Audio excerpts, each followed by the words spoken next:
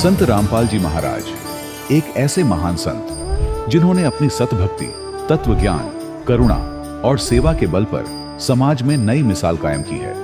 संत रामपाल जी महाराज की अगुवाई में उनके सभी सतलोक आश्रमों से समाज कल्याण के अद्भुत कार्यों ने समाज को सुनहरे भविष्य की एक नई उम्मीद दिखाई है। संत रामपाल जी महाराज से नाम दीक्षा लेने के बाद लाखों लोगों की लाइलाज बीमारियां जैसे कैंसर, एड्स आदि ठीक हुई। संत जी के ज्ञान से प्रेरित होकर उनके अनुयायियों ने लाखों यूनिट रक्तदान किया। संत जी ने लाखों बहन बेटियों का दहेज मुक्त विवाह करवाया।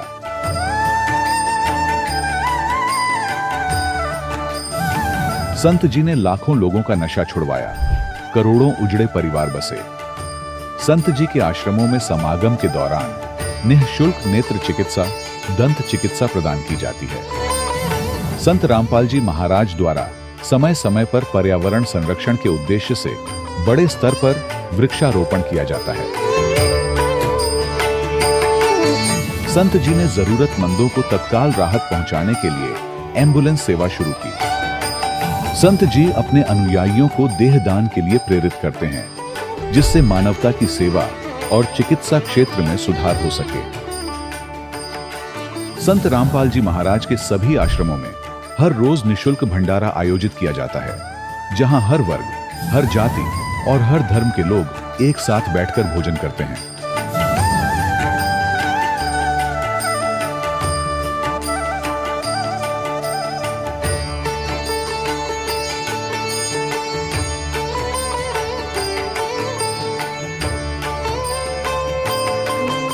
संत रामपाल जी महाराज की अन्नपूर्णा मुहिम ने गरीब और बेसहारा लोगों के जीवन में एक नई ऊर्जा और उम्मीद को जन्म दिया है।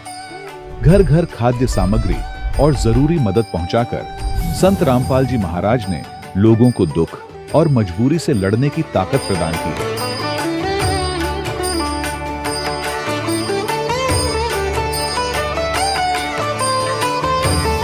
संत रामपाल जी महाराज द्वारा गरीब लोगों के लिए घर बनवाने का अद्भुत कार्य एक ऐसी मिसाल कायम कर रहा है जो सदियों सदियों संत जी की उदारता और दया भावना के तौर पर जाना जाएगा।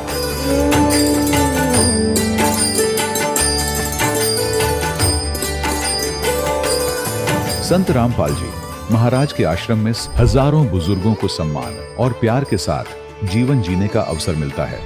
उनके खाने, रहने और स्वास्थ्य की पूरी जिम्मेदारी संत रामपाल जी महाराज उठाते हैं। अनाथ बच्चों के लिए संत रामपाल जी महाराज के सभी आश्रम किसी वरदान से कम नहीं। यहाँ उन्हें शिक्षा, संस्कार और भविष्य के लिए बेहतर अवसर प्रदान किए जाते हैं।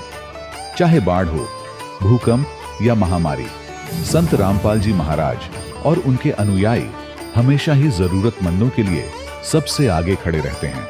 कोविड महामारी के दौरान संत रामपाल जी महाराज के आश्रमों से करोड़ों लोगों के लिए भोजन, दवाइयां और जीवन रक्षक सामग्रियां उपलब्ध कराई गई। चाहे गरीब की मदद हो या किसी शोषित और पीड़ित वर्ग के हक और सम्मान की लड़ाई, संत रामपाल जी महाराज ने हमेशा ही उनकी दबी आवाज को सरकारों तक पहुंचाया है और उन्हें उचित न्याय दिलवाने में अहम भूमिका अदा की है।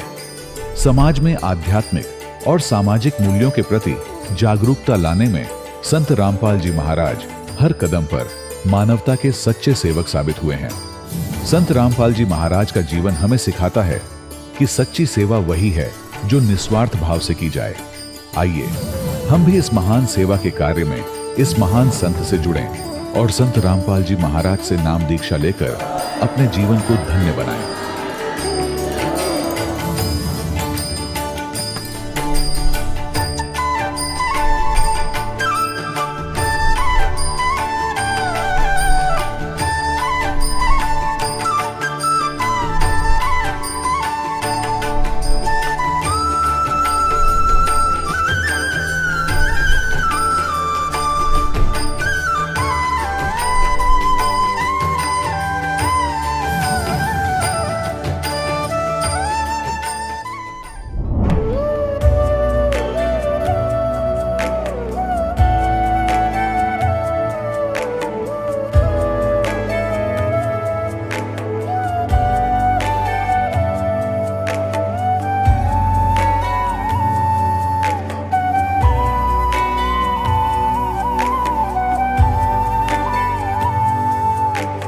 जब लग गुरु मिले न साचा, तब लग गुरु करो 10 पांचा।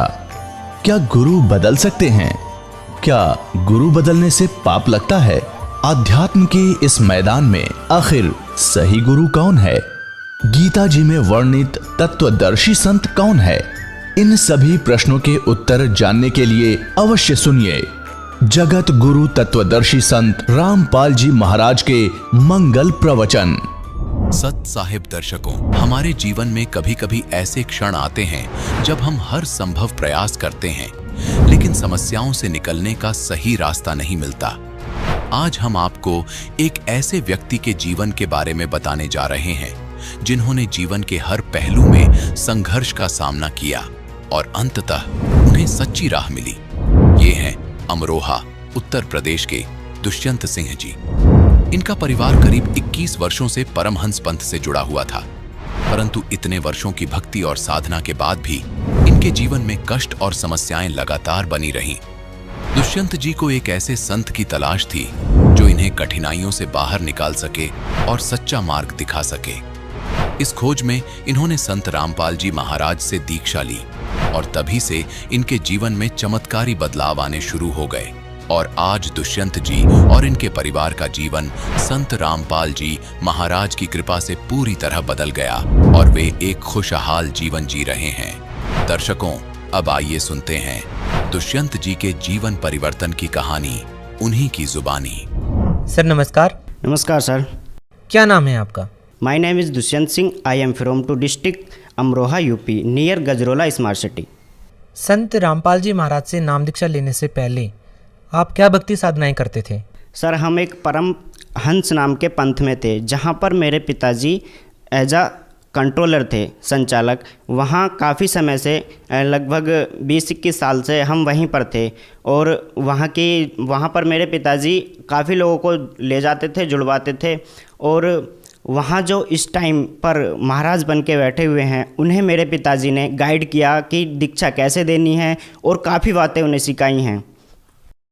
सर जैसा कि आपने बताया कि आप और आपका परिवार लगभग 20-21 साल से परमहंस पंथ से नाम दीक्षित थे, तो फिर आपने संत रामपाल जी महाराज से नाम दीक्षा क्यों ली?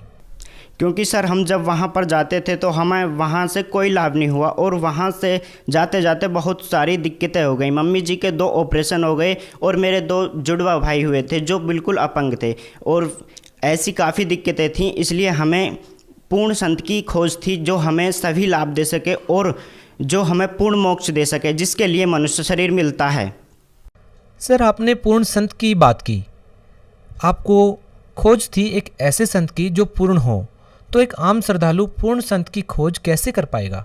पूर्ण संत की पहचान है कि जो गीता अध्याय 15 के श्लोक 1 में बताया गया है कि जो संसार रूपी वृक्ष के सभी भागों को विभिन्न विभिन्न रूप से समझा दे, वही पूर्ण तत्वदर्शी संत होता है जो पूर्ण परमात्मा की जानकारी देता है। तो सर आपकी नज़र में आज के समय में पूर्ण संत कौन है? सर आज के समय में पूरे वर्ल्ड में सिर्फ और सिर्फ एकमात्र संत रामपाल जी महाराज ही पूर्ण संत हैं, जो हमें सभी धर्मशास्त्रों से प्रमाणित करके बताते हैं कि पूर्ण परमात्मा कौन है और वह कैसे मिलता है, उसे पाने की विधि क्या है। सर हमारा सवाल ये है आपसे कि आप जब दूसरे संतों की शरण में थे तो आपको कोई आध्यात्मिक लाभ, आर्थिक लाभ, भौतिक लाभ नहीं मिल रहा था। संत रामपाल जी महाराज की शरण में आने के बाद आपको वो लाभ मिले जो आप चाहते थे? हाँ जी सर, काफ़ी लाभ मिले और as a day by day लाभ मिलते रहते हैं, लेकिन मैं कुछ मोस्टली लाभ बताना चाहूँगा। मेरा एक्सीडेंट हुआ था एक, उसमें क्या था, मैं और मेरे अंकल जी हम एक मिल में गन्ने का ट्रॉली लेके जा रहे थे और ट्रैक्टर की काफ़ी स्पीड थी, जिसकी वजह से ट्रैक्टर का बैलेंस बिगड़ गया था और जब चाचा जी ने बैलेंस संभालने के लिए ब्रेक लिए ट्रैक्टर के, तो ट्रॉली पलट गई थी और ट्रॉली उस साइड पलटी थी जिस साइड सीट पर मैं बैठा था। इसलिए मैं गन्ने और ट्रैक्टर के बीच में पूरी तरह से बिछ गया था, जिससे मुझे सांस लेने में भी तंगी हो रही थी और निकलना तो मुझे लग रहा था कि आज मेरी लाइफ का लास्ट डे है, बच नहीं पाऊँगा। लेकिन मुझे संत रामपाल जी महाराज जी की याद आई और मैंने उनका नाम मन में सुमरण किया और तुरंत मैं बाहर आया। मुझे पता नहीं चला था कि मैं कैसे बाहर आया और कुछ देर बाद मैं सड़क के किनारे लेट गया और मुझे थोड़ा सा हल्का हल्का सांस आने लगा। और उस टाइम मैंने एक घर से ही पेन किलर रखी थी जिसका मुझे कोई एहसास नहीं था या मुझे कोई प्रॉब्लम नहीं थी। मैंने ऑटोमेटिक एक पेन किलर ली और उससे पेन किलर को खाया और मुझे काफ़ी रिलीफ हुआ। और उसके बाद हम जब वो जो पलटा हुआ था उसे गन्ने को भरने के लिए अदर गांव से एक गाड़ी लेकर आए थे और उसे जब पहुंचाने गए तो मैं कम से कम इस हालत में 3-4 किलोमीटर भाग के गया था। मालिक की दया से मतलब मुझे ऐसा नहीं लगा कि मेरे साथ कुछ हुआ है। और एक और लाभ बताना चाहूँगा कि मेरी मम्मी को लाइपोमा हो गया था साइड में, तो उनके लिए ऑपरेशन बोला गया था, तो उन्हें हमने मुरादाबाद में हॉस्पिटल में एडमिट कर दिया गया। और जब उनका ऑपरेशन स्टार्ट हुआ तो ऑपरेशन खुल चुका था लेकिन वो सक्सेसफुल नहीं हो रहा था। डॉक्टरों ने हार मान ली थी कि ये ऑपरेशन हमसे नहीं होगा। पापा जी को सूचना दी कि आपकी वाइफ का ऑपरेशन हमारे बस की करना नहीं है, आप जहाँ चाहें ले जा सकते हो। लेकिन हालत गंभीर थी, ऑपरेशन बड़ा था, अगर कहीं ले जाते तो शायद कुछ भी हो सकता था।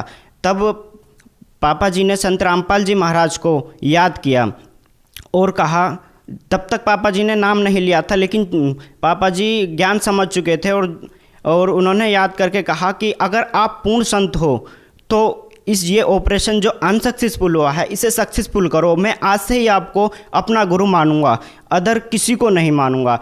तो जो डॉक्टर चला गया था छुट्टी पे कि अब ये ऑपरेशन नहीं होगा, तो वो वापस आया। वापस क्या आया, वो संत रामपाल जी महाराज ने उसे प्रेरणा दी, वो वापस आया और ऑपरेशन सक्सेसफुल किया। जिससे संत रामपाल जी महाराज बताते हैं कि करे करावे साइयाँ मल में नैल उठाए, दादू सिरधर जीप के आप बगल हो जाए। तो उसे जो प्रेरणा दी वो हमारे संत रामपाल जी महाराज ने दी और संत रामपाल जी महाराज जी की कृपा से वो ऑपरेशन सक्सेसफुल हुआ और आज मेरी मदर बिल्कुल ठीक है। एक लाभ और बताऊँगा, जैसे मैं स्टडी करता था, 12th में था, तो रूम ले रखा था गजरोले में। तो वहाँ पर नाइट में मेरे पेट में काफ़ी तेज़ पेन हुआ, जबकि मेरे पास कोई पेन किलर नहीं थी। तब मुझे पेन हुआ, तो मुझे असहनीय पेन हुआ। तो मैंने संत रामपाल जी महाराज जी को याद करके और जहाँ पर मेरे पेन हो रहा था वहाँ पर हाथ रख के उनका जब एक बार जाप किया तो उस पेन का जाप करते करते पता नहीं और आज तक मेरे पेट में कोई पेन नहीं हुआ है। और काफ़ी बार मुझे संत रामपाल जी महाराज ने बाइक एक्सीडेंट होने से बचाया है। जैसे कि मैं और मेरे ग्रैंडफादर कहीं से आ रहे थे तो रास्ते में मुझे बाइक चलाते चलाते नींद आ गई और मुझे ये काफ़ी दूर तक चलती रही। मुझे ये नहीं पता कि मैं बाइक कहाँ चल रही है या मैं बाइक पर हूँ। तो एक साइड में कार खड़ी थी, तो उसके साइड में एक नाला बन रहा था, काफ़ी गहरा नाला था। वहाँ से मेरी बाइक उस कार के साइड में से गई और नाले में जाके सीधी खड़ी हो गई। मतलब ऑटोमेटिक रुकी, अपना आप बंद हुई, मतलब कोई हमें चोट नहीं आई। ऐसा मालिक ने हमें बचाया, संत रामपाल जी महाराज ने वहाँ। और ऐसे ही एक बार मैं अपने फ्रेंड्स के साथ हसनपुर से आ रहा था, तब रास्ते में उधर से एक खाली ट्रैक्टर आ रहा था ट्रॉली सहित। उसकी स्पीड काफ़ी तेज़ थी। जिस साइड हम चल रहे थे तो ट्रॉली का पहिया निकला और काफ़ी स्पीड से था। तो थोड़ा सा ही फैसला था, अगर वो पहिया हमारे गाड़ी के पास आगे लग जाता तो शायद कुछ भी हो सकता था। तो संत रामपाल जी महाराज ने हमारी वहाँ भी रक्षा करी। तो ऐसे ही बहुत लाभ होते हैं संत रामपाल जी महाराज की दया से। हमें इस टाइम बहुत लाभ हुए हैं और दिन पे दिन लाभ होते ही रहते हैं। दुष्यंत जी, देखिए आप एक शिक्षित व्यक्ति हैं। आज के ज़माने में एक आम श्रद्धालु कैसे विश्वास करेगा कि किसी संत से नाम दीक्षा लें और नाम दीक्षा लेने से ही उनको आर्थिक और भौतिक लाभ मिलने लग जाएं? सर, ऐसे लोगों को आप क्या कहना चाहेंगे? सर, आज का जो पढ़ा लिखा समाज है, मैं उनसे यह कहना चाहूँगा कि आज तक जो आपने भौतिक ज्ञान शिक्षा को समझा है, आप ये जो आध्यात्मिक शिक्षा है ये भौतिक शिक्षा से बहुत अलग है। एक बार आप संत रामपाल जी महाराज जी के द्वारा बताई गई भक्ति करके, उनसे जो नाम उपदेश लेकर उनकी भक्ति करके देखिए, आपको ऐसे लाभ होंगे कि आपने सपने में भी नहीं सोचा होगा। क्योंकि अब जो आज का जो समाज है वो मनमुखी साधनाएं कर रहा है, शास्त्रों के अनुसार साधना नहीं कर रहा, जिसके कारण मनमुखी साधना करने से कोई भी लाभ नहीं हो सकता। इसलिए सभी लोगों में ये है कि साधना करने से कोई लाभ नहीं हो सकता, तो ऐसा कुछ नहीं है। मैं आपको गारंटी देता हूँ, एक बार संत रामपाल जी महाराज का ज्ञान समझकर उनसे नाम उपदेश लेकर भक्ति करके देखिए, आपको 100% लाभ होंगे। सर, भगत समाज को आप क्या संदेश देना चाहेंगे? सर, मैं आज की युवा पीढ़ी को संदेश देना चाहता हूँ कि जो हम किसी जॉब के लिए या नौकरी के लिए हार्ड स्टडी या स्ट्रगल करते हैं और फिर भी हम अपने गोल को अचीव नहीं कर पाते क्योंकि हमारे प्रारब्ध में नहीं होता है, तो एक बार संत रामपाल जी महाराज जी से नाम उपदेश लेकर सद्भक्ति करिए, जिससे आपके अगर प्रारब्ध में नहीं है तब भी संत रामपाल जी महाराज अपने कोटे से आपको जॉब और सभी सुख दे सकते हैं। अगर कोई व्यक्ति संत रामपाल जी महाराज से नाम दीक्षा लेना चाहता है तो वो उनसे नाम दीक्षा कैसे ले सकता है? संत रामपाल जी महाराज जी से नाम दीक्षा लेना आज बहुत ही आसान हो गया है। आप किसी भी सोशल मीडिया प्लेटफॉर्म पर जैसे फेसबुक, इंस्टाग्राम, यूट्यूब, गूगल वगैरह पर संत रामपाल जी महाराज सर्च करके संत रामपाल जी महाराज जी के सत्संग सुनिए और सत्संग के नीचे कुछ नंबर्स आते हैं जिन पर आप कांटेक्ट करके अपने डिस्ट्रिक्ट का नज़दीकी सेंटर से नाम दीक्षा ले सकते हैं। और संत रामपाल जी महाराज जी के नाम से एक ऐप है जिसे प्ले स्टोर से डाउनलोड करके आप सारी इन्फॉर्मेशन, सत्संग वगैरह वहाँ से भी सुन सकते हैं। जी बहुत बहुत धन्यवाद। Thank you sir. दर्शकों, अभी आपने सुने संत रामपाल जी महाराज से दीक्षा प्राप्त करके सुखी हुए भक्त के अनुभव। अब देखिए जगत गुरु तत्वदर्शी संत रामपाल जी महाराज के मंगल प्रवचन। तो परमात्मा कहते चल तुम्हारी बात बड़ी मानते हैं, वह तो बात तुम्हारे कहाँ समझ में आवेगी कि समुद्र को पाट के यानी उसको पुल बना के छाप के और लंका गया था कौन? तुम्हारी सीता का पति राम। अगस्त ऋषि ने तुम आप बताओ सातों पीढ़ी घूट में थे, इनमें कौन सा भगवान? जबकि श्री रामचंद्र जी तो 3 दिन तक समुद्र में खड़े होकर याचना कर रहा था, मैंने रास्ता दे दे, फिर भी ना रास्ता मिला। और अगस्त ऋषि ने एक घूट में सारे पी लिए थे, फिर वापस भर दिए। अगर ये इस तरह के अटपट से तुम भगवान को प्रसिद्ध करना चाहते हो तो यूं भी सजना होता तुम्हारा। तो पुण्यात्माओं, सौभाग्य आपका, आपको ये तत्व ज्ञान प्राप्त हो रहा है। इसको तत्व ज्ञान कहते हैं। तो निष्कर्ष निकालना जाओ सारी कथाओं का। ये जड़ी बूटी तो सबने पता था, या तुलसा है या फलानी है या है, तो उनकी जड़ी उसका जो औषधि बना वो है वैद। तो ये दास है इस अध्यात्म मार्ग का वैद, और जड़ी बनाकर भगवान डर गए थे सतनाम और सारनाम की, जो आज दास के समझ में आ गई। और उसका परिणाम आप देख रहे हो, लाखों लोगों का रोग नाश हो गया, घर में वृद्धि होने लगी, अपनी संतान को संतान मिल रहा है, रोग निरोग हो रहा है। और फिर ज्ञान ऐसा प्रबल आत्मा को गदगद कर देता है।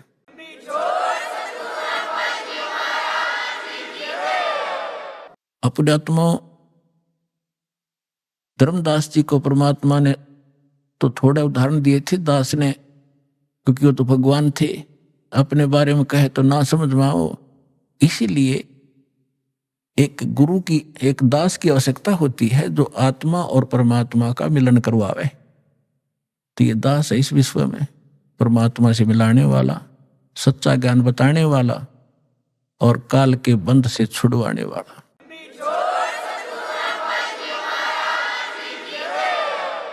अब दूसरा प्रश्न था धर्मदास जी का कि भगवान श्री कृष्ण ने सुदामा जी के 2 मुट्ठी चावल खा के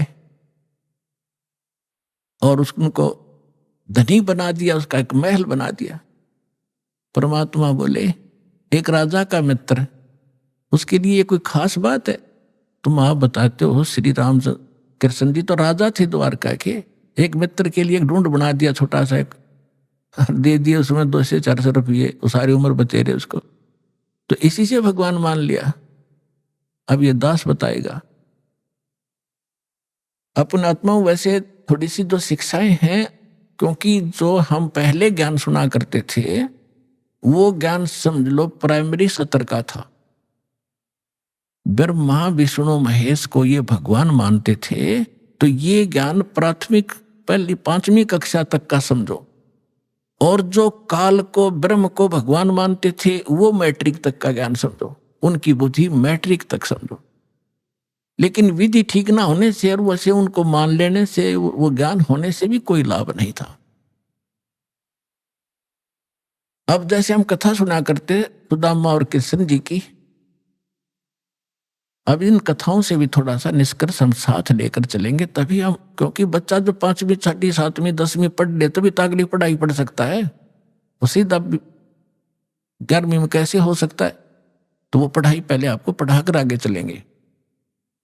श्री कृष्ण जी बालकपन में और सुदामा जी एक ही पाठशाला में पढ़ा करते थे।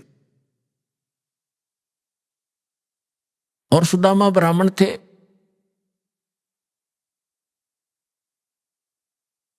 और ब्राह्मण भगवान के ज्ञान से अवश्य परिचित होते हैं। उनको ये मालूम होता है कि जो जैसा कर्म किया हुआ है वैसा ही फल मिलता है। सुदामा और कृष्ण अपनी शिक्षा पूरी करके अलग अलग, वो द्वारका के राजा बन गए, वो अपना एक ब्राह्मण, गरीब निर्धन ब्राह्मण था, 3-4 बालक थे, निर्वाह बिल्कुल नहीं चल रहा था, कई बार तो भूखे रह जाते थे, बच्चे भी रोया करते थे रोटियों को। अब सुदामा घना निर्धन था। उसकी पत्नी बहुत बार कहा करती थी कि आप कहते हो श्री कृष्ण राजा हैं, वो मेरे क्लास फेलो थे, तो क्लास फेलो की तो क्लास फेलो घनी इज्जत करा करे, आप जाओ कुछ धन मांग लिया, आप तो ब्राह्मण हो। सुदामा ने कहा ब्राह्मण का काम मांगने का नहीं होता, भिखारी का होता है। मर जाऊंगा पर मांगूंगा नहीं। लेकिन उस मिश्राणी के घड़ा कहने से, बार बार कहने से वो विवश हो गया कि चल या कहती हो तो मैं चला जाता हूं पर मांगू कति नहीं। वो कहा करता था सुदामा कि मेरे भाग में नहीं है, मैंने पिछले जन्म में धर्म नहीं करा, क्या कोई पुण्य नहीं करा, जिस कारण से मैं निर्धन हूं। अगर मैंने दान किया होता मैं निर्धन नहीं होता, और आज मुझे ज्ञान है तो मेरे पास धन नहीं, मैं तो दान कर दूं।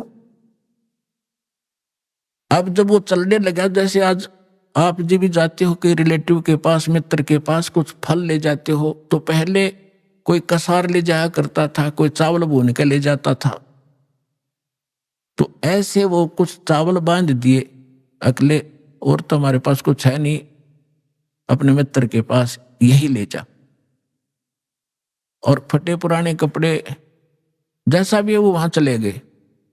अब श्री कृष्ण जी ने उसकी हालत देखी, पूछा कि आओ मित्र, बहुत दिनों में मिले और क्या हाल है परिवार का।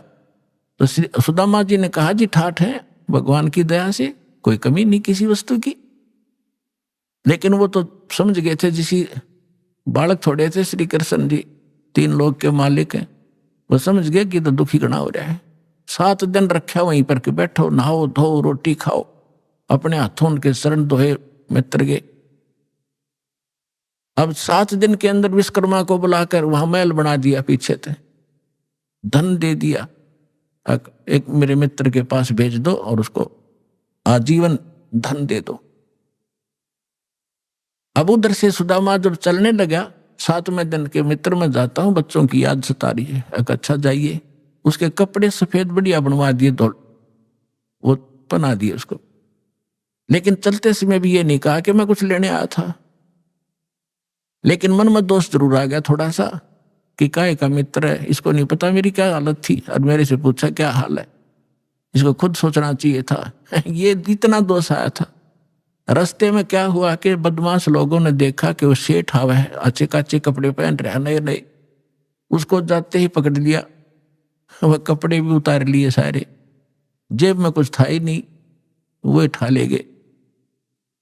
अब फिर उसके मन में आई कि भाई गलती करी मैंने, मित्र का ये आलोचना करी, जिसकी सजा मुझे ये मिल गई। क्योंकि हम भगत आत्मा इसी हिसाब ला लिया करन तुरंत।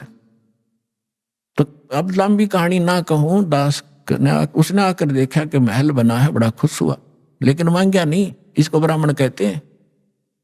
अरे ये ब्राह्मण इतने जर्दे तेरे न्यू हो जाएगा, तेरे पर करड़ाई आने वाली है, ये कर दे, फलान कर दे, श्राद्ध निकलवा ले, मेरी दक्षिणा इतनी दे दे, ये ब्राह्मण नहीं है। अब देखो, एक तुम भगवान मानते थे श्री कृष्ण जी को और विष्णु जी को, विष्णु ही श्री कृष्ण मानते हैं, और उन्होंने कितनी सहायता दे दी सुदामा जी को। एक मकान बना दिया छोटा सा पक्का, और एक जीवन का निर्वाह भी दे दिया। ना तो मोक्ष श्री कृष्ण का, ना मोक्ष सुदामा का। अब उस समर्थ परमात्मा ने क्या दिया, एक तैमुरलंग नाम का एक लोहार था मुसलमान धर्म में, और वो बहुत निर्धन थे, भेड़ बकरियों का पाली जाया करता था, साहूकार लोगों का। उससे उस समय ये नोट नाट नहीं हुआ करते थे, बस दाने दे देते थे, कणक दे देते थे आपस में। 2 माँ बेटा थे, पिता की मृत्यु हो चुकी थी। इतना निर्धन थे कि बस हैंड टू माउथ ही थी। उसकी माता बड़ी भाग्यवान थी, बहुत धार्मिक व्यक्ति की थी। कोई भी रास्ते चलता व्यक्ति आ जाता था उसके घर पे, खाना खाए बिना जान नहीं देती थी।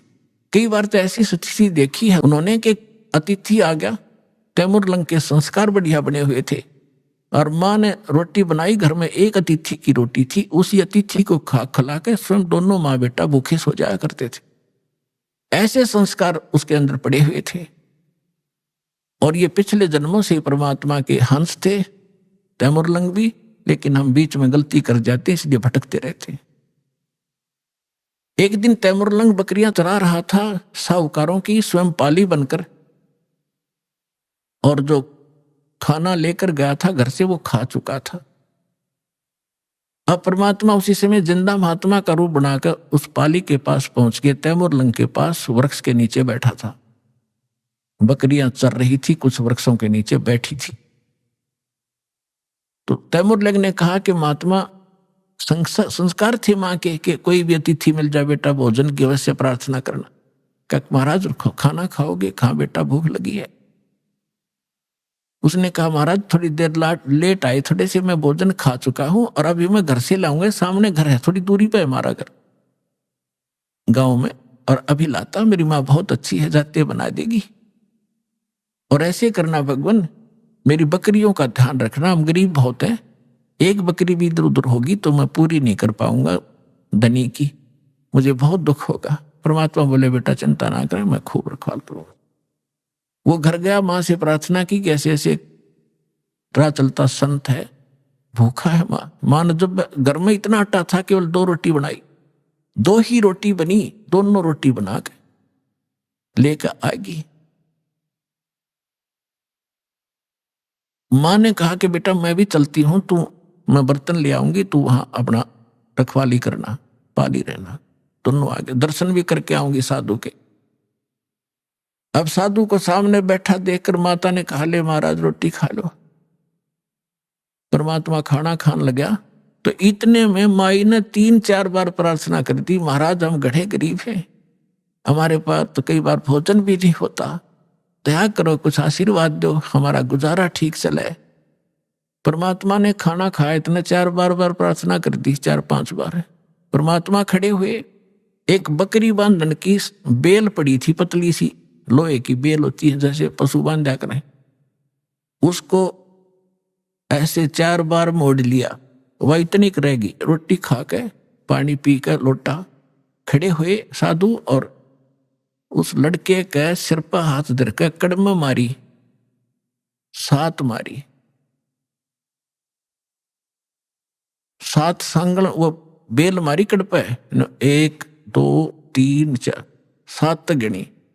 माई ने सोचा बाबा जी मेंटल है और मैंने घना छेड़छाड़ दिया, जो दुखी हो गया, बेटे को कूटने लग गया। तो माई ने पूछा महाराज मेरे बेटे ने कोई गलती कर दी? अक नहीं माता, तेरे बेटे को 7 पीढ़ी का राज दे दिया, मैंने 7 पीढ़ी का राज बख्श दिया है और उसके बाद तेरा राज टुकड़ों में बट जाएगा। माई ने सोची बाबा सचमुच मेंटल है, फिर मारी थी बच्चे का 5-4 मुक्के, 1-2 लात मारी कि ये लात मुक्के इसलिए मारे हैं, फिर तुम्हारे टुकड़ा में राज बट जाएगा। तैमूर लंग से लेकर औरंगजेब तक दिल्ली की राजधानी पर, राजगद्दी पर तैमूर लंग के वंशजों ने 7 पीढ़ी ने राज किया। औरंगजेब के बाद ये टुकड़ों में बट गया था, इतिहास गवाह है।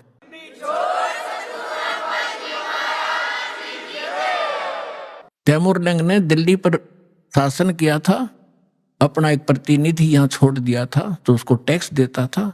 उसके बाद उसका तीसरा पोता बाबर दिल्ली का बादशाह बना था। उसके बाद कंटिन्यू आप इतिहास देख लेना, विचलित ना होना, 10-2 शब्द बोलेगा वो ऐसे समझ लेना जैसे तहसील में रजिस्ट्री होया करे, कोई धोखा नहीं पावे। अब ये बना कैसे? अब माई ने सोचा तो पागल था और उसी समय अंतर्ध्यान हो गए उनके सामने से। तो माई ने सोचा बाबा जी था तो शक्ति वाला, पर जो नौका तेरे बेटे को 7 पीढ़ी का राज दे दिया, या गले ना उतरी बात। अब तैमूरलंग क्या किया करता था, लोहार था ही, ये एक्स्ट्रा जॉब भी करता था पाली जाने की गरीबी के कारण। उधर से एक लोहार के एहन पर चोट लगाता था, और टाइम करता था शाम को आकर के, वो उसको थोड़ा बहुत और अन्न दे देता था महीने 2 महीने में, इससे वो गुजारा करे थे। तो जिस एहरन पर वो चोट मारने के लिए लोहार के पास जाता था, लोहार अपनी कोई औजार बनाता था तो वो घंट चलाया करता था, घंटे 2 घंटे शाम को। लोहारों के पास इसी समय शाम को ज्यादा कार्य होता था। तो एक दिन परमात्मा उसी जिंदा महात्मा के रूप में तैमूरलंग को दिखाई दिए स्वप्न में, और कहा बेटा वो एरन मोल ले लो, तुम जहां तू सर्विस करने जाता है और टाइम करता है वो एरन मोल ले ले। तो उसने कहा महाराज हमारे पास तो पैसा नहीं, कि ऐसा कर तो उधार पर ले लेना, और उसके नीचे घना धन दाब रखा मैंने, हीरे मोती जवाहरात सोना, और उसको धीरे धीरे प्रयोग में लाना, किसी को पता ना लगने देना, ना दुनिया लूट लेगी तेरे से, और ये काम मैं करूंगा, तू उसे उधार की बात करना, वो उधार दे देगा, ये मेरा काम। परमात्मा जब सौदा बनाता है दोनों तरफ खड़े हो जाते हैं। उधर से उस लोहार के मन में प्रेरणा प्रबल कर दी कि ये स्थान थोड़ा है मेरे लिए, बाहर मेरा एक और प्लाट है बढ़िया, यदि इसको कोई ले ले मोल तो मैं इसने बेच दूं, मैं वहां बना लूं, एहरन डाल लूं। प्रबल प्रेरणा। उधर से जाकर सुबह उठा, उसने अपनी माँ से बताया कि माता ऐसे ऐसे मैंने गुरु वो महाराज जी दिखे थे, वो जो जंगल में मिले थे, रोटी खाई थी, मेरे सांकल मारी थी, बेल मारी थी। उसकी माँ बोली बेटा दिखे मुझे भी थे स्वप्न में आज ही, पर मैं कुछ शब्द समझ नहीं पाई वो कहे क्या रहे थे। तैमूरलंग बोला मैं बताता हूं, मेरा याद है, उन्हें ऐसे ऐसे बता। तो कहने लगी बेटा महात्मा तो शक्ति वाले थे, हमें एकदम अंतर ध्यान हो गए थे, पर वो पैसा तो है नहीं बेटा, लेंगे कैसे हम उसको। तो उन्होंने समाधान बताया है कि आप उधार कर की बात करो। माँ बोली देख ले बेटा ट्राई करके। तो उसने जाके तैमूरलंग ने कहा कि भाई मैं एक अर्ज करता हूं आपसे, ये मैं भी गुजारा कर लूं, मैं भी लोहार हूं, आप भी लोहार हो, और मुझे एरन दे दो ये। वो बोला पैसे कब देगा तू? एरन वाला बोला कि अभी तो है नहीं, मैं कुमा के दे दूंगा। पक्की बात? पक्की, 1 साल में दे देना। हाँ 1 साल में दे दो। अब पे कवा दी परमात्मा ने।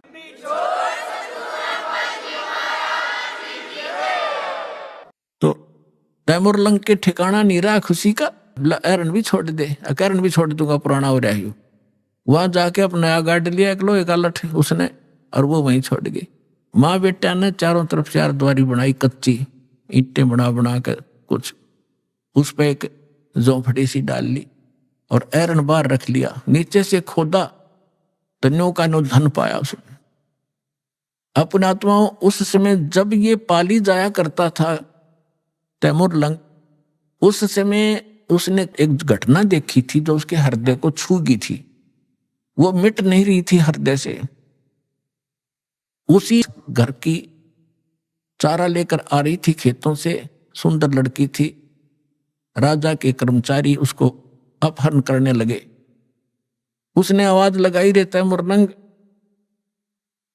ए तैमूरलंग मुझे बचा भाई, तैमूरलंग मुझे बचा भाई। तैमूरलंग ने देखा भाई सचमुच ये तो बकवादी आदमी है। पाड़ी के पास तो लठ होता है, डंडा लेकर लठ बाज लिया, ताबड़ तोड़ लाग गया उन सैनिकों ने कूटने। वो 4-5 थे, वो अकेला था। तो उन सैनिकों ने उसको इतना पीट दिया, मार दिया, कति खत्म करके डाले गए, पीठ छेद कर लड़की को उठा ले। जब वो होश में आया उसके बाद उसने ये प्रतिज्ञा कर ली कि यदि मैं राजा बन गया इसको सबक सिखाऊंगा इस राजा को। अब राजा की सपने भी नहीं, पर मन में तो आवे है सब कहिए बात।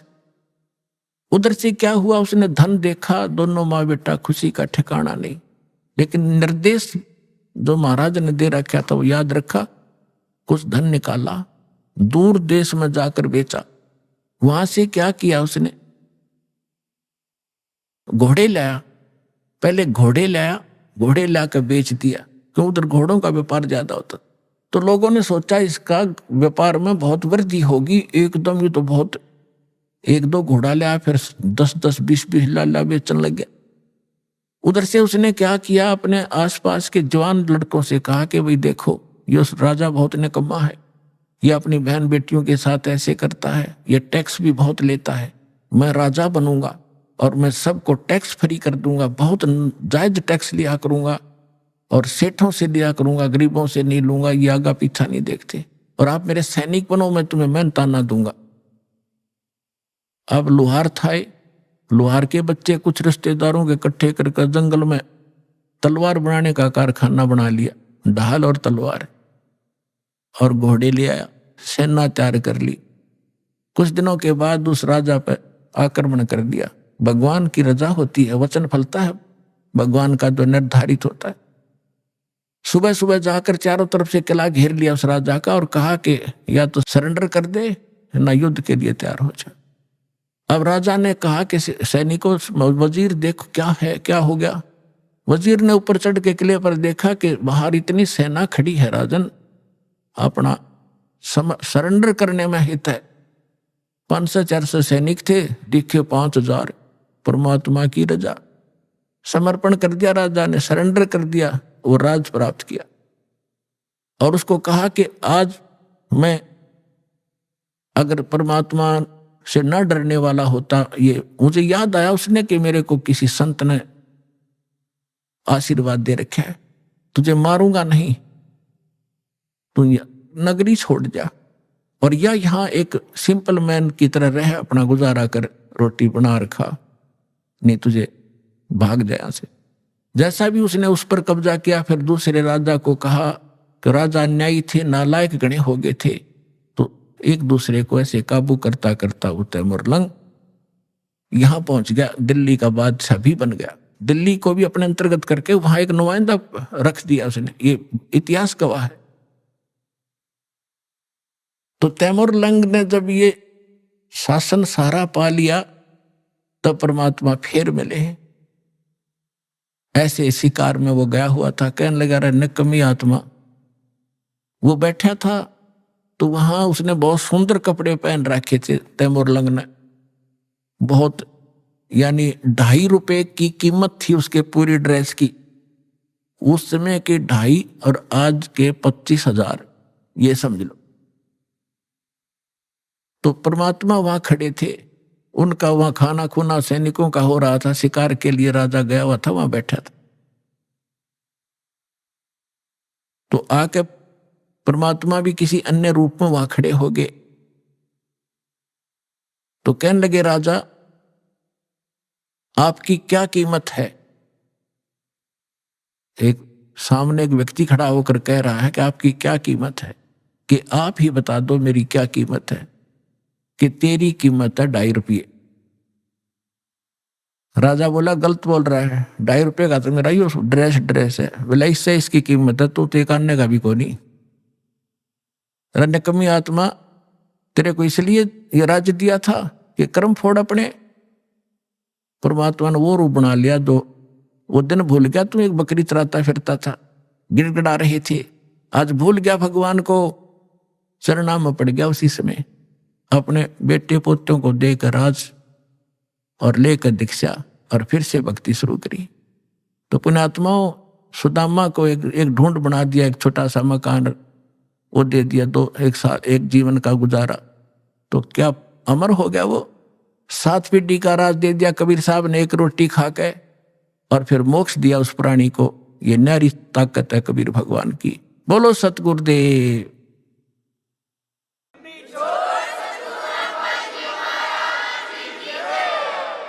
समर्थ का शरणाग हो, रंग होरी हो, कदे न हो काज राम रंग होरी हो। कि ऐसे समर्थ की शरण प्राप्त करो, यहां रहोगे तो जब तक मौत से रहोगे कोई आपत्ति नहीं आने देगा, यदि मर्यादा में रहे। और सतलोक जाओगे सदा का सुख हो जाएगा। बोलो सतगुरुदेव।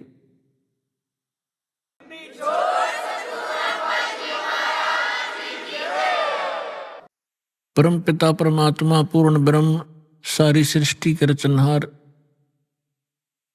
कबीर देव, कबीर साहिब, कबीर परमेश्वर जी की असीम रजा से आप सभी पुण्यात्माएं सत्संग सुनने के लिए उपस्थित हुए। जिस प्राणी के बहुत ही अधिक पुण्य उदय होते हैं वो मानव शरीर प्राप्त करते हैं, और जिन मानव शरीर प्राप्त प्राणियों को सत्संग प्राप्त होता है वो बहुत ही शुभ संस्कारी हंस होते हैं। सत्संग में आने से प्राणी को ज्ञान होता है कि आप कहाँ रह रहे हो, आपके जीने का उद्देश्य क्या है, मनुष्य शरीर किस लिए प्राप्त हुआ है।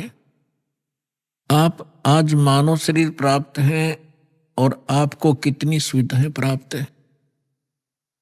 अन्य पशु पक्षियों को आप देखते हो, कभी ध्यान भी नहीं देते कि ये इतने दुखी क्यों हैं। गर्मी और सर्दी, वर्षा और ओले गिरते हैं, ये सारा जीवन ऐसे ही प्राकृतिक आपदाओं को सहन करते करते मर जाते हैं। आप जी ने ये सोच रखा है कि ये तैसे बनते रहेंगे और हम मनुष्य हैं, मनुष्य ही बनते रहेंगे। ऐसा नहीं है। ये भी कभी मानव थे, ये भी कभी मनुष्य थे,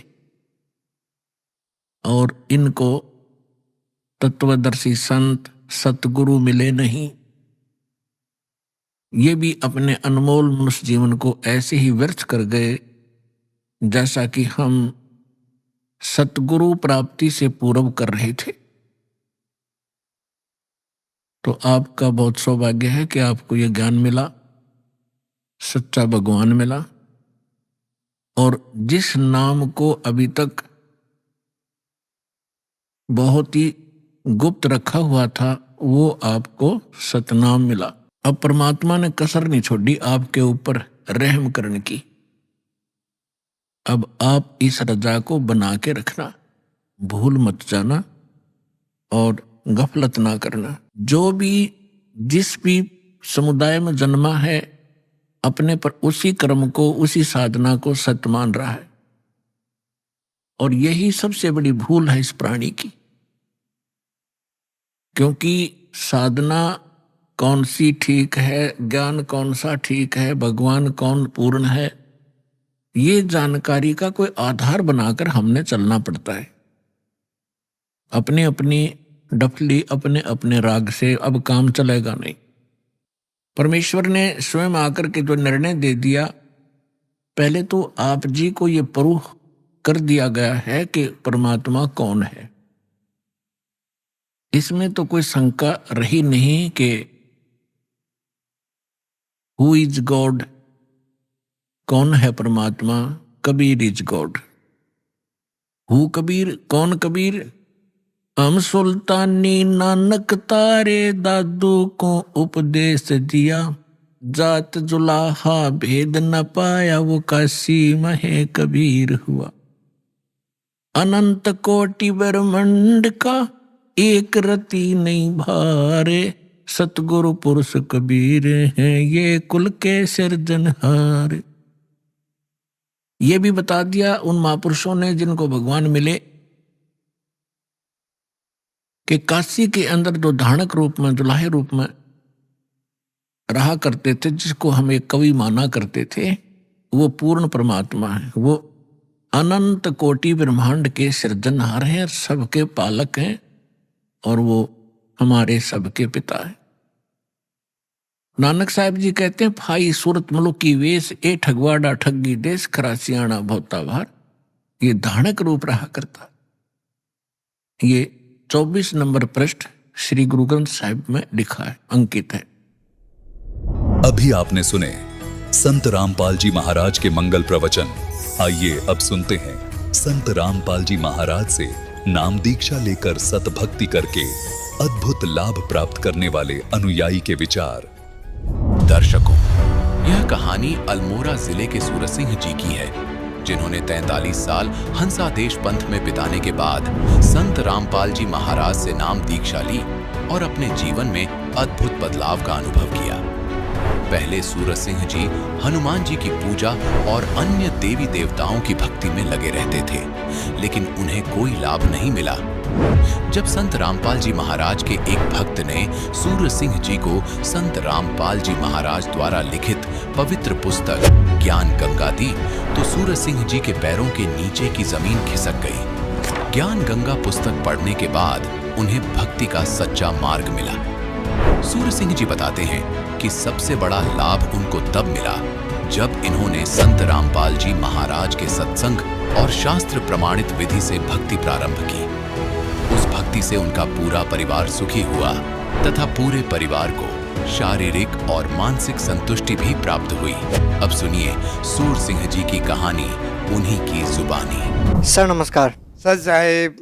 सर क्या शुभ नाम है आपका? सूरज सिंह दास। सर कहाँ से आए हैं आप? अल्मोड़ा जिला शर्ट क्षेत्र से। सर आप संत रामपाल जी महाराज से कब जुड़े? मैं सदगुरु रामपाल जी महाराज से 2013 में जुड़ा हूँ। सर संत रामपाल जी महाराज से नाम दीक्षा लेने से पहले आप क्या भक्ति साधनाएं करते थे? मैं पहले बचपन से ही हनुमान जी की पूजा करता था, हनुमान चालीसा का पाठ करता था। उसके बाद जब बड़ा हुआ तो जैसे घर में होता है देवी देवताओं की भूतों की पूजा वही करता था। उसके बाद भी मैंने क्या कहते हैं ब्राह्मणों ने बताया कि आप पर कोई ये ग्रह लगे हुए हैं, शंकर की पूजा करो, देवालय में जा कर के शिवलिंग में जल चढ़ाओ, पत्र डालो। वह भी पूजा करता रहा काफ़ी देर, उससे भी कुछ फ़ायदा नहीं हुआ। उसके बाद संत मुझे बताया गया कि भाई आप सत्संग में जाइए। तो मैं हंसादेश जो सतपाल महाराज का एक वो चलता है, संस्था चलता है, वहाँ गया। वहाँ भी मैंने सत्संग सुना और मैं वहाँ 43 साल तक जुड़ा रहा। वो जो क्रियाएं बताते हैं, जो वो भक्ति बताते हैं, वो कहीं भी शास्त्रों में प्रमाणित नहीं है। मनमुखी साधना बताते हैं, 2-2, 2.5 घंटा, 3-3 घंटा बैठ करके क्या कहते हैं अभ्यास कराते हैं, नाम देते हैं, क्रियाएं देते हैं, पर उससे कोई फ़ायदा लाभ नहीं होता है। फिर उसके बाद मुझे कोई शांति नहीं हुई। मेरे मन के अंदर किसी प्रकार का यह नहीं हुआ कि मैं भक्ति कर रहा हूँ। मन में तो सोचता था कि भक्ति कर रहा हूँ, परंतु मैं हर प्रकार से दुखी रहता था, परेशान रहता था। आर्थिक तरह से, शारीरिक तौर पर से, पारिवारिक तौर से मैं परेशान रहता था। फिर मैं सोचता था मैं भक्ति कर रहा हूँ और फिर भी मैं परेशान हूँ। तो मुझे भगत खुशहाल दास जी मिले मुझे। उन्होंने कहा भगत जी आप ज्ञान गंगा पुस्तक लीजिएगा, उसके अंदर देखिएगा, उसको पढ़िएगा, समझिएगा। अगर आपकी समझ में आए तो फिर आगे आप हमें बताना। सर आप संत रामपाल जी महाराज की शरण में कैसे आए? मैं सदगुरु रामपाल जी महाराज के चरणों में ज्ञान गंगा पुस्तक पढ़ने के बाद आया हूँ।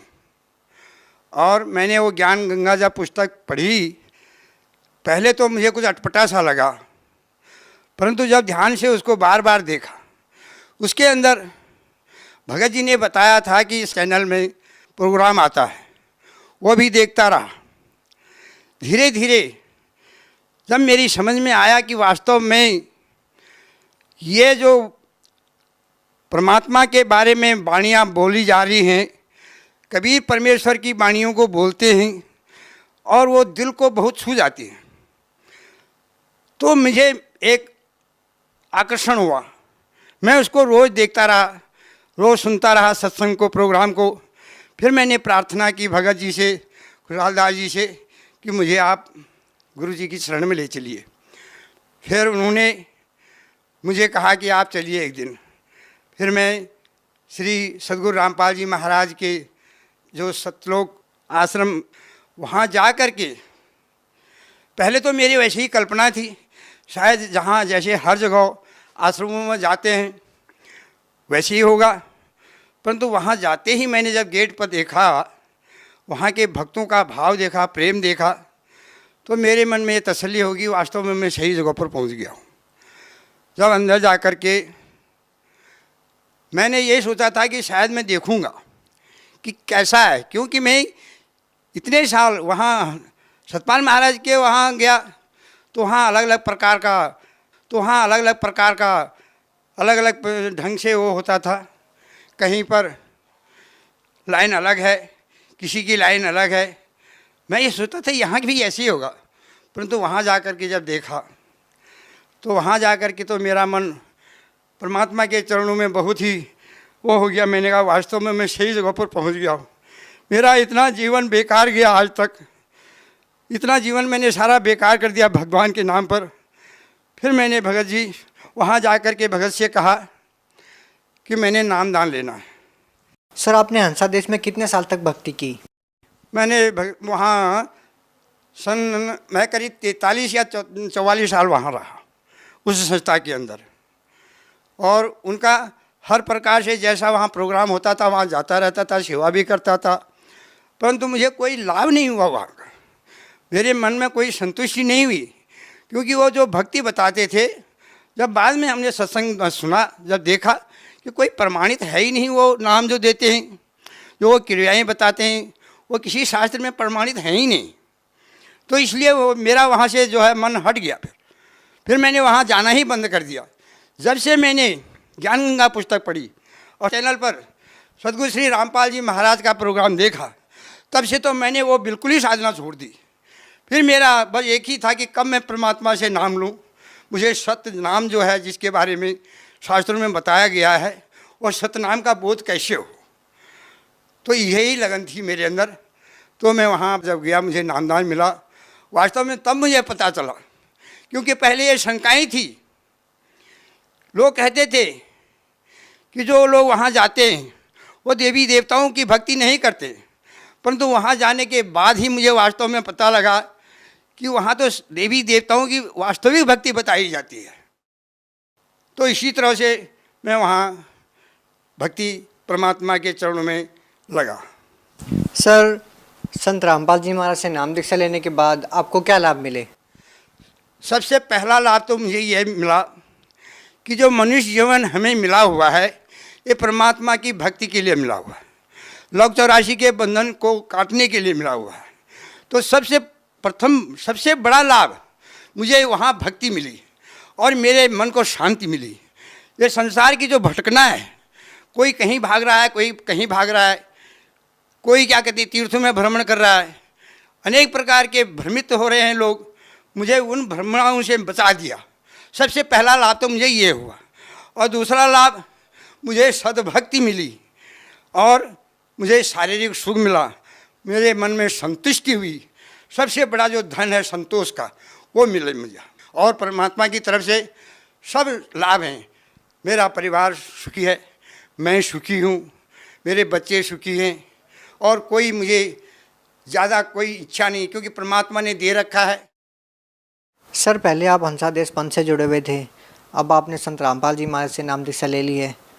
सर ऐसा कहा जाता है कि गुरु नहीं बदलना चाहिए, गुरु बदलना पाप होता है। सर क्या कहना चाहेंगे? कहा गया है कि गुरु करिए 10 और 5, जब तक गुरु ना मिले साचा। दत्तात्रेय ने बताते 24 गुरु किए थे, जबकि एक गुरु करने के बाद उनको अगर संतुष्टि नहीं हुई, जैसे एक वैद्य के द्वारा हमारा इलाज नहीं होता है, तो हम अन्य डॉक्टर वैद्यों के खोज करते हैं, जहाँ से हमारी बीमारी ठीक होती है। इसी प्रकार से जो हमारे अंदर एक जीव के अंदर जन्म मरण का रोग लगा हुआ है, जो उस बीमारी को काटे, सद्गुरु वैद्य वचन विश्वासा है नहीं, संयम यौन विषय का आशा। ये तो जो हमारे अंदर जो जन्म और मरण का जो जीव के अंदर रोग लगा हुआ, उसको सद्गुरु ही काटते हैं। और श्री संत रामपाल जी महाराज वो दवाई देते हैं, वो नाम देते हैं, वो विधि बताते हैं, जिसके द्वारा यह जीव जन्म मरण के बंधन से मुक्त हो सकता है। सर जहाँ से पहले आप जुड़े हुए थे हंसा देश पंथ से, और अब आपने संत रामपाल जी महाराज से नाम दीक्षा ली है, तो सर हंसा देश पंथ और संत रामपाल जी महाराज के ज्ञान में आपको क्या भिन्नता मिली? पूरी भिन्नता ही है, क्योंकि हंसा देश के अंदर कोई शास्त्र का प्रमाण नहीं है, और श्री तत्वदर्शी संत सद्गुरु रामपाल जी महाराज जो भी ज्ञान देते हैं, वो सारे शास्त्र प्रमाणित ज्ञान देते हैं। इसीलिए यह ज्ञान सबसे उत्तम ज्ञान है। और हंसा देश के अंदर तो केवल एक परंपरा चली हुई है, वहाँ सच्चा ज्ञान नहीं है। कोई शास्त्रों का कोई आधार नहीं है। सर, संत रामपाल जी महाराज से जुड़ने से पहले क्या आप किसी प्रकार का कोई नशा करते थे? हाँ, मैं पहले बीड़ी पीता था, सिगरेट पीता था, तंबाकू पीता था, कभी कभी किसी के संगत में बैठ करके शराब का भी सेवन करता था और मांस का भी भक्षण करता था। मैं इंसान नहीं था, मैं उस समय दानव था, मानव नहीं था, मैं दानव था। और जब मैं सद्गुरु रामपाल जी महाराज की शरण में आया, तब से मेरे ये सारे नशे छूट गए, अपने आप ही छूट गए। घृणा हो गई मुझे। मैं अब इनकी संगत में जो आदमी रहता है, जो इनका सेवन करता है, मैं उससे कोसों दूर हो जाता हूँ। फिर सर, ये आप में इतना बदलाव कैसे आया? पहले आप बहुत सारा नशा करते थे, आपने एकदम नशा छोड़ दिया और अब आपको इन चीज़ों से इतनी नफरत हो गई है कि जो व्यक्ति नशा करते हैं उनसे भी आप दूर बैठते हैं, उनके बीच में भी नहीं बैठते। सर, ये बदलाव कैसे आया? मैं तो इसको परमात्मा का चमत्कार मानता हूँ और जो वो नामदान देते हैं उसका प्रभाव मानता हूँ। क्योंकि वैसे तो बहुत कुछ बार सोचा कि ये नहीं करना है, वैसा नहीं करना है, परंतु मैं छोड़ नहीं पाया। परंतु जब से नामदान लिया, तब से उस नाम की शक्ति है या गुरु महाराज जी का चमत्कार है और स्वयं उससे घृणा हो गई। सर, अमूमन देखा जाता है कि जो नशे के आदी जो लोग होते हैं वो नशा नहीं छोड़ पाते हैं। सरकार भी इसके लिए बहुत सारी योजनाएं चलाती हैं, नशा मुक्ति केंद्र खोले जाते हैं, लेकिन उसके बावजूद भी लोगों का नशा नहीं छूटता है। सर, आखिर संत रामपाल जी महाराज ऐसा क्या ज्ञान देते हैं, ऐसी क्या बातें बताते हैं कि जो श्रद्धालु उनसे जुड़ते हैं वो नशा छोड़ देते हैं? कहा गया है, तरु कोठर में बसे विहंग, तरु काटे मरे न जैसे, साधन करिए विचारहीन तब मन शुद्ध होए ना कैसे। जब साधन ही हम विचारहीन करेंगे, मन हमारा शुद्ध कैसे होगा? क्योंकि ये जो प्रवृत्ति है मन की है और परमात्मा जो है जो मंत्र देते हैं, जो नामदान वो तभी देंगे, उसके अंदर कुछ मर्यादाएं हैं। उन मर्यादाओं का जब पालन करेंगे तभी हम उसका लाभ ले पाएंगे। अगर हम मर्यादाओं को भंग कर देंगे तो उसका जो लाभ है वो हमें नहीं मिलेगा। सर, पहले आप हंसादेश पंथ से जुड़े हुए थे, वहाँ पर है कि आपने 44 साल तक उनके द्वारा दी गई भक्ति की, उससे आपको कोई लाभ नहीं मिला। सर, जो लोग आज भी हंसादेश पंथ से जुड़े हुए हैं उन लोगों को सर आप क्या संदेश देना चाहेंगे, उनको क्या कहना चाहेंगे?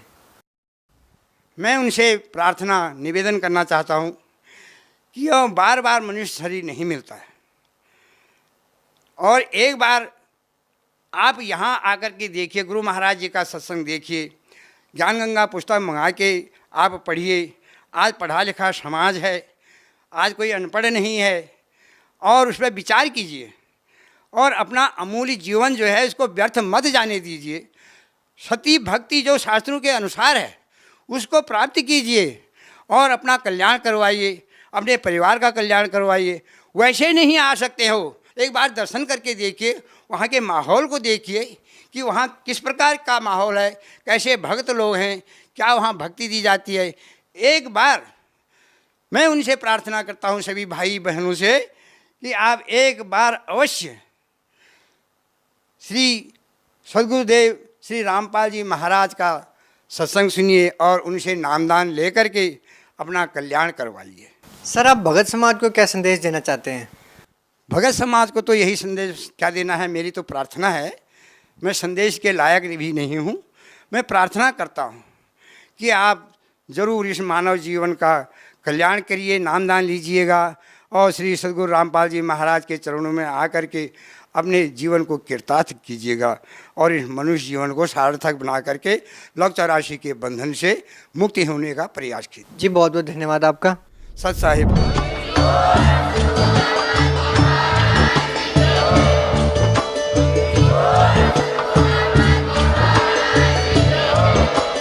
आप सुन रहे थे जगत गुरु तत्वदर्शी संत रामपाल जी महाराज जी के मंगल प्रवचन। अधिक जानकारी के लिए विजिट कीजिए हमारी वेबसाइट www.jagatgururampalji.org। संत रामपाल जी महाराज जी के शुभ आशीर्वाद से पूरे विश्व भर में 500 से भी ज्यादा नाम दीक्षा केंद्र हैं, जिन पर संत रामपाल जी महाराज जी द्वारा ऑनलाइन निशुल्क नाम दीक्षा दी जा रही है। अपने नजदीकी नाम दीक्षा केंद्र का पता करने के लिए संपर्क करें 8222880541।